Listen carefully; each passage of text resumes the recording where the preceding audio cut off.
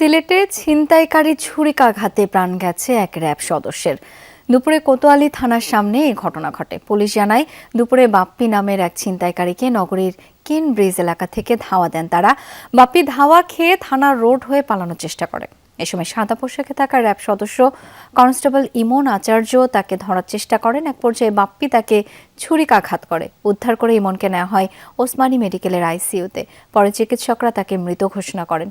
অভিযুক্ত বাপ্পিকে আটক করে পুলিশ। তার বিরুদ্ধে মাদক কারবার, ছিনতাই সহ নানা অভিযোগ রয়েছে বলে জানিয়েছে আইন শৃঙ্খলা বাহিনীর কর্মকর্তারা।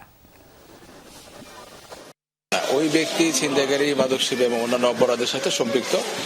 তাকে আটক করা হয়েছে এবং হত্যাকাণ্ডে ব্যবহৃত যে ছুরি, সেই ছুরিটি উদ্ধার করা হয়েছে। পরবর্তী এখন তার সরথাল করা হবে, তারপর ময়নাতদন্ত হবে, আর তার বিরুদ্ধে অভিযোগ দেওয়ার পর নিয়মিত মামলা রুজু হবে। তাকে আমরা পরবর্তীতে আদালত সোপর্দ করব।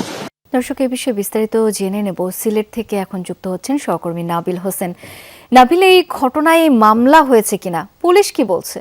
শাওন, দেখুন, খুবই হৃদয় বিদারক এবং মর্মান্তিক একটি ঘটনা। কারণ নিহত ইমন আচার্য তিনি কিন্তু আসলে তখন সাদা পোশাকেই ছিলেন এবং তিনি তখন আসলে ডিউটিতে ছিলেন না। তিনি মূলত এই রাস্তা দিয়ে যখন হেঁটে যাচ্ছিলেন, তখন একজন যখন দেখলো পুলিশ আসলে একজন অপরাধীকে আসলে চেস করছে বা ধরার চেষ্টা করছে, তখন তিনি তার দায়িত্ববোধের জায়গা থেকে আসলে এই অপরাধীকে ধরার চেষ্টা করেছিলেন এবং তখনই সেই অপরাধীর হাতে থাকা যে ছুরি, সেই ছুরি তার বুকের ডান পাশে আসলে সেই অপরাধী আঘাত হানে এবং সেই ছুরি আঘাতেই তিনি আসলে মারা যান।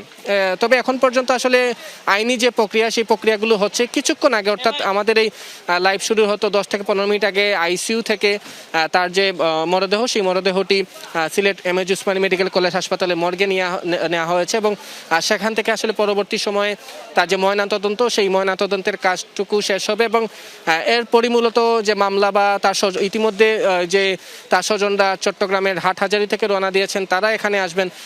তারা সেখানে আসার পরই মূলত মামলা বা অন্যান্য যে কাজ, সেই কাজগুলো অনুষ্ঠিত হবে এবং এর বাইরে আসলে ইতিমধ্যে পুলিশ সেই যে অভিযুক্ত যে বাপ্পি, সেই বাপ্পিকে ইতিমধ্যে পুলিশ আটকও করেছে এবং তার বিরুদ্ধে অতীতেও আসলে নানা অপরাধমূলক আসলে কাজের রেকর্ড পুলিশের কাছে আছে। মন্ত্রী পুলিশ আমাদেরকে জানিয়েছে বা এই বাপ্পি বা এই যে এই চক্রের, অর্থাৎ ছিনতাইকারী বা মাদকসেবী যে চক্রটি রয়েছে, সেই চক্রের সাথে আরও কারা জড়িত আছে, সেই বিষয়গুলো আসলে পুলিশ এখন তদন্ত করছে বা খুঁজছে।